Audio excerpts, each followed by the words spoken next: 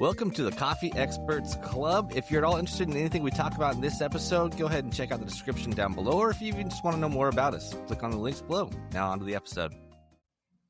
Yes, Coffee Experts Club. What is going on, my man? Hello. Good day, gentlemen. Good morning. Good, buddy. How's the day? Day's Beautiful. Great. Day's fantastic. Supposed to get some shining, thunderstorms birds are tonight. I'm chirping. stoked about that. Yeah, it's been raining here, Ben. So, Drew, I don't know what that means for you when it rains down there. It's still raining, but I tell you, it's been cold. I'm wearing my jacket and my beanie again. I'm like, what the heck? You're supposed to be past this, man. Drew is just hot. Yeah, I mean, it looks like it's going to rain, but that doesn't bring any coolness. It's just hot rain. But it is cooling off, so I'm wearing sweats in the evenings if I go outside. Wow. Still no shirt or shoes. Stop it. It's like 73. How are the beaches down there right now, Drew? I keep seeing stuff about the seaweed piling up again. Is it bad? It comes in waves, yeah, but they usually have a pretty active response to clean it all Nice. up. But there'll be a day where it's horrible. Next day it's gone, and it takes, a week or so for it to pile back up to unbearable levels. But because of the implications, they usually try to get rid of it pretty quick. Mm-hmm. Makes sense. I was down there last week, and I felt like it was actually looking like pretty good, because last time when I was there Yeah. in February, or no, I guess it was January, it was bad. Like I felt like seagrass was really bad, and almost like they were like almost epidemic bad. People were like, it hasn't been this bad in years, and this time I felt like, it felt a little bit more bearable. Yeah, I remember we went out to the island and beaches were closed, because it was 6 feet out into the water of just a pile of seaweed. There's a chemical that it gives off that will it'll eat away the finish on your metal. So our locks were changing colors, our copper piping in our espresso machines turning silver. I was freaking out. I guess it's just that. That's Crazy, dude. wild. All the crazy things you don't think about starting a coffee shop in Belize. But man, I'll tell you what, it has been a wild ride. Hey, so guys, I thought today we could talk about, it was actually Ben, it was your idea. So I almost just claimed glory for it, but really it was your idea. And that is kind of piggybacking off of last week's episode and just talk a little bit about getting back to basics. When I was down with Drew in Belize last week, I had a client reach out to me in a panic, and he's like, bro, dude, we're down huge in sales, and you're trying to nail down, what could it be? And could it be this? And could it be that? And I know you really leaned in because, it's somebody that you also they've been a client of yours as well within the Collab team. So an account that you've been on, and you're like, hey, looking over things, I'm going to be honest with you. Car times. It's a car time. It's speed that we're dealing with people. And I know Drew and I have been in a real season down in Belize of even, our core virtues are speed, service, strength, and speed and service have been something that have been down. And so we've had to really start leaning in. And so I thought today we could just talk about getting back to the basics. What are the things that are the most important things to be focusing on in your coffee shop as seasons transition? We're coming into summertime, and it's important that you have things down. And so let's really look at it, because it can really start costing you your bottom line if you're not careful. Mm-hmm. Yeah.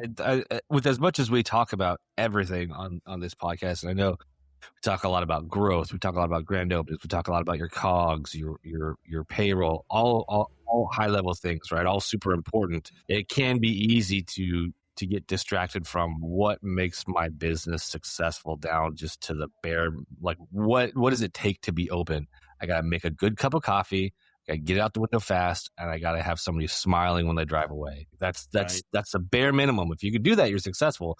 I think a lot of times it just there's so much going on as an owner or an operator that you're dealing with that you can lose sight of that really easily, especially your baristas especially can if you're not the one who's constantly reminding them about that. This is our culture, kind of like you guys were talking about last week or last episode. This is the culture that we want to build. And part of that culture is fast car time, good product, smiling customer, smiling barista when they leave. And like you said, I've got a couple clients who their biggest issue is car times. Man, this is basics. This is something we have to have before we can even have a conversation about maybe I should switch energy drinks or maybe I should pull in a new vendor. If you've got a 5-minute car time, we're not even close to talking about those things yet. We got to fix 5-minute car times before we can even talk about energy drinks, because if you make that switch up, it won't matter if you don't have any customers to offer it to. Yeah. So one of the big things that I proposed to this client, and one we used at Roasters, was having a car timer. That can be as simple as having a kitchen egg timer that's with a magnet on it that's on the front of the machine, and you train your baristas to hit start and stop every time they get an order, all the way up to what we used at Roasters and what you'll see in most drive through McDonald's or Burger King's. It's a sensor that the car hits when it pulls up. It starts a timer. There's a big screen inside. It has green, yellow, and red numbers. Green is good because when it starts, and then when it's yellow, it's starting to take a little too long. And when it's red, you're way over the time. And all of that is just for getting those car times down. We tell all of our clients 90 seconds is the goal. And most of the time when you say that, they go, what the hell? 90 seconds? I can't do 90 seconds. How am I going to do 90 seconds? We're like, that's the goal. That's what you should be your North Star. And then what we're going to do is going to do everything we can to get to that point. You're not running, we're going to start running. You're not taking orders outside, we're going to start taking orders outside. You're not you're microwaving your food for 2 minutes. Okay, we're getting a fast, quick oven. That's going to get down to 90 seconds. All of these things, if 90 seconds is our North Star, we have to figure out how to get there. That's just one of the basics. Yeah, I mean, go ahead, Drew. Well, there's operations for peacetime and there's operations for wartime, so to speak. And this client and us here at De Las Mayas, wartime, we've been building stores, build. And you just operate differently in that mindset and that capacity, how you deal with your teams, how you're doing marketing, how you're building things. And so it's kind of a slow, transition from your core values and what is highest priority into, well, I've been managing 100 different things for the building and growth process. So some of these things just kind of fell off my radar. It doesn't happen overnight. It happens over time. And then you realize overnight and you have anxiety about it, which is kind of how it works. And so, we're in now kind of like a peacetime for the first time in a while here at De Las Mayas. And it has given us some of those same insights. Like, okay, well, where's the really happening? Because what is a high priority when we're not building is not necessarily highest priority when we are building. Things can wait, things can get pushed to a lower priority on the list.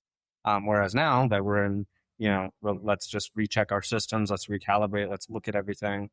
We're able to see kind of where things have shifted over the last few years and address it finally. I mean, Ben, I would say it starts with, and I know Drew and I have done this, like spot checking, right? Like something as simple as just a simple spot check. I know you went and did for a first time in like a decade, you went and did like car times, right? Where you just climb with car times and they thought their speeds were great. And you're like, no, actually 7 minutes, right? Like what the average, like 7 minutes. And they're like, wait a minute, what did you just say? And it caused, but a lot of times I think we can just assume what it was is what it is, and I think it's really important. Put somebody out there that can secret shop you. Put somebody out there, a covert Ben that'll park across the street and with the timer just be clicking it through. Because I think a lot of times we can just be like, no, my shop does great with times. No, it's like, and we're going off of gut, off of historical, like something we remember it being, instead of no, let's put a system in place and spot check. A lot of times before you determine the system you put in place, maybe see how bad it is. And then maybe that'll give you the gusto to pull the trigger on a more expensive system. I know that, for us, it's just been something simple, right? We haven't put out timers or people are rolling over things for us to get timers. Golf carts are funny, right? Like, are we going to put out a timer for a golf cart or are we just going to keep an eye on? I think that with cars, I remember back in the Roasters days when we put in timers for the first time, it was a shock to the system. And Wes freaking blew his gasket because he could log on remotely and see how long things are taking. And he'd be like, Jordan, get over there. Like really jump on people all the time. But then we actually evolved it to where, no, multiple stores could actually see multiple people's times. And it actually became like wait a minute. Southridge is doing that much. We can do better than that. And it became like a challenge where really they fed off it and it was a good energy. It wasn't like you're a busted, you're in trouble energy. It was like, no, how can we get even better and even better and even better? But if you don't give them any way to have visibility into it, everybody just assumes I'm just doing fine. And guys, these are kids, right? Most of us are hiring kids to work these jobs. So they don't want to push hard. They just want to show up, drinks and laugh with their friends and listen to good tunes and maybe be nice to the people at the window, but it's like, no, we need to get better than that. That can't be our standard. Yeah. I think owners who definitely, who absolutely used to work on bar and are now off bar, because maybe you've grown enough shops, you can get off bar. You're not working yourself. You tend to remember how the business operates while you were on bar. So you assume, when I was making there in the mornings, of course, car times were quick. I was actually saying hello to everybody who came up. And until you get that spot check in, you realize my car times are 5 minutes. Oh, somebody rolls up to the window and nobody even says hello to them. They have to be like, hi, or, maybe, people don't even know how to make a sugar-free Snickers anymore because nobody ever tests them on this. You can't hold your business to how you remembered it while you were working on bar, because that's definitely not going to be how it works. unless you're in there consistently, like you're saying, spot checking people, doing reviews and quizzing people. You have to constantly pound the basics in because you've got turnover, because again, you're hiring kids. They're going off to school. They're finding different jobs. They thought this was going to be a fun job. They didn't like it. They moved on. So for that reason alone, you have to constantly reiterate the basics because you're going to constantly have new employees. And then the employees who do stick around for a while, they're going to get complacent if you're not on top of it. They're going to forget, like you've got a big recipe book, I'm sure they'll probably just forget those recipes. So unless there's somebody at the top saying, hey, everybody, this is important, we have to have our basics, you're just going to lose it before you know it. You've got those 7-minute car times. Somebody's walking in the cafe, not even getting greeted. There's crumbs on the table. And you're sitting at home going, where's my revenue? Why am I down 20% versus last year? Well, you've not been holding up. You have not been, we have one client who says you haven't been inspecting your expectation of performance. Good. Yeah. And it can be, I'm in that position where I'm not really on bar anymore, but man, I was for a lot of years. The same thing with you, Ben. So now you can go in and see, you're like, what has happened? And it can be a really stressful experience. Right. And so I'll work bar occasionally, or I'll go back there and I'll just be joking around, but I'll be watching, obviously, because it's kind of what we do. Okay, well, here's a list of 50 things that I would change right now, immediately. It's like, okay, that's a problem. Right? That's a pretty big problem. And obviously, I can't just like needle down on the two people working. This needs to change. Like, no, obviously, the change needs to come from how I'm managing the systems that run this place, because I can't be in every store constantly all day nitpicking and micromanaging, and I don't want to be, frankly, and I don't think anybody wants to be. See, it rolls back into how do we create systems that we can manage from our couch or a beach or, wherever we want to be, another job, if that's what you want to do. How do we set those up so that the accountability is really all I'm managing and not actual, in the mix of the process?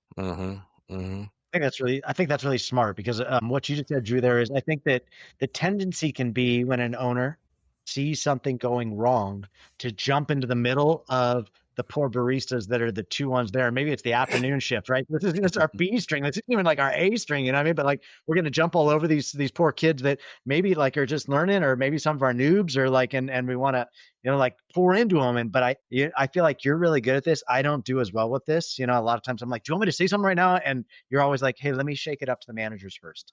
Like, let me go talk to the managers about it first.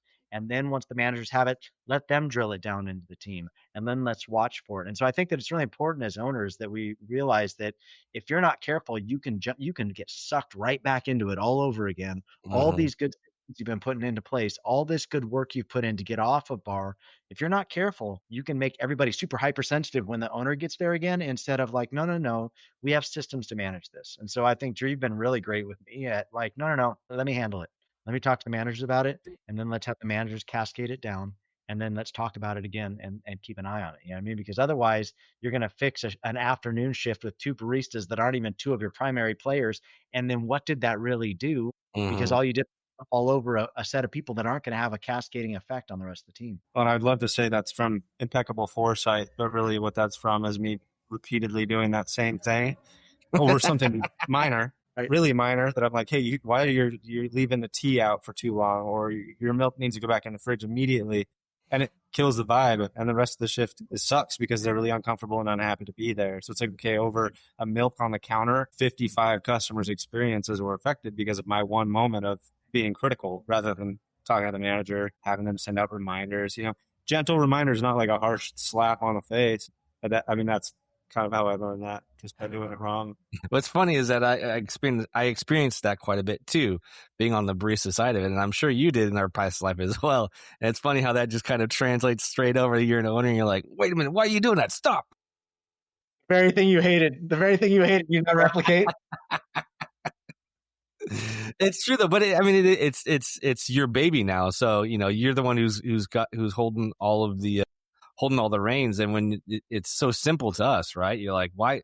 What? Do you not realize that you just pulled a 15-second shot? Why are you putting that in somebody's drink? What? Make the drink. But it's for these kids. It's like, look, dude, I'm here to make coffee, man. Why are you on my back? Now I'm pissed off, and like you said, ruins the whole vibe. Where if you were to just take that, like you said, to the manager and be like, hey, maybe shoot a message out to everybody and just ask how long do we pull shots for? How long are espresso shots be grateful for? Just get the answer from everybody, and then in that group, then tell everybody, okay, here's what it is, here's why it is, and I'm glad I asked you guys that.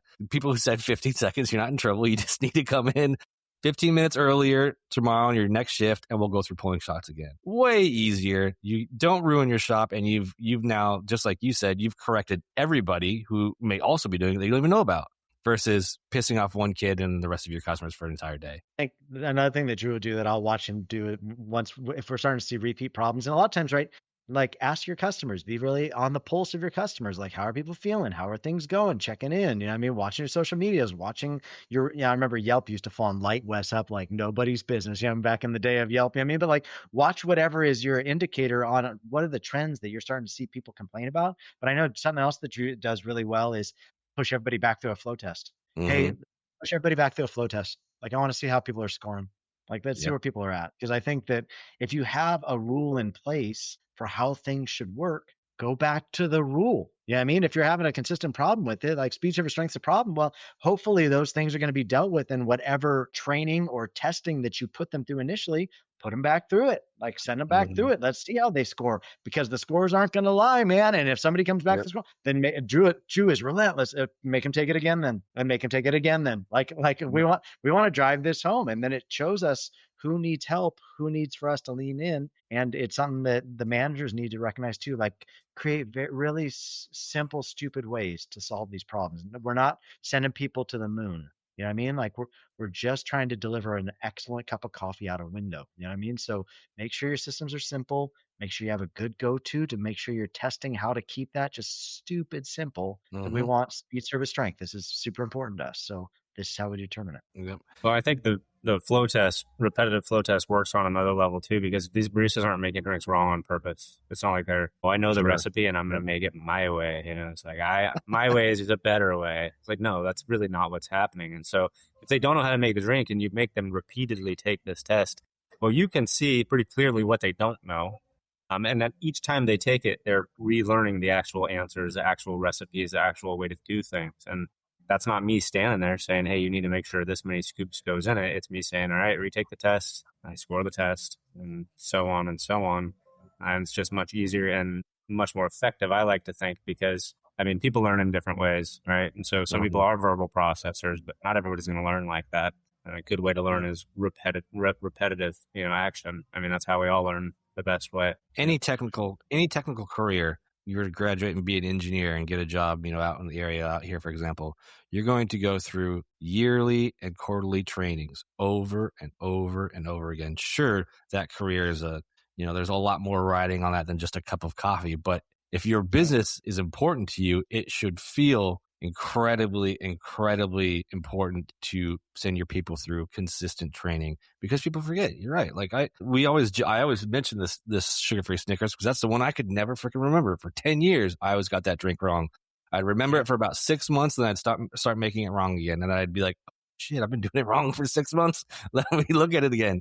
I would constantly forget. And if that's somebody who'd been in the coffee industry as long as I had, the position I was in, the 18-year-old you just hired is going to remember your recipes for about a few months, and then it's all going to go out the window. It's good, guys. So, hey, if you're listening to the show today, coffee experts, if you're listening and you own a coffee shop or you're thinking about owning a coffee shop, we don't just want to make you feel like anxious about things you don't have in place. If you're looking for good systems, I think there are a couple of places you can do it. If you haven't checked out the free masterclass yet, check out the masterclass. It's free. We give you like 3 different hours of content on the different things of setting up your business and opening a location and how you're training your people. And we give you tools for free in that masterclass. So myfirstdrivethru.coffee, that's where you can find that. I think that's a great thing. And then if you're like, hey, I just need the actual tools though. I feel like you guys keep talking about these tools. We created coffeeexpertsacademy.com for this exact thing, 35 modules. We cover all kinds of things about people, about finance, about buying product, about marketing, all the different pieces for you just to be able to start your own thing and have good systems. And we give you tools for each one of those things. It's all free. It's all part of it. We make it really easy to get in and not very expensive. So check it out there. We've been seeing some folks jump in lately, and it's great to have them there. So Coffee Experts, thank you for joining us for another week on Coffee Experts Club. I hope you enjoy the times. We enjoy being here with you, Drew and Ben. Always such an honor to be with you, gentlemen. And we'll see you guys back here next week for Coffee Experts Club. Thanks, fellas. See ya.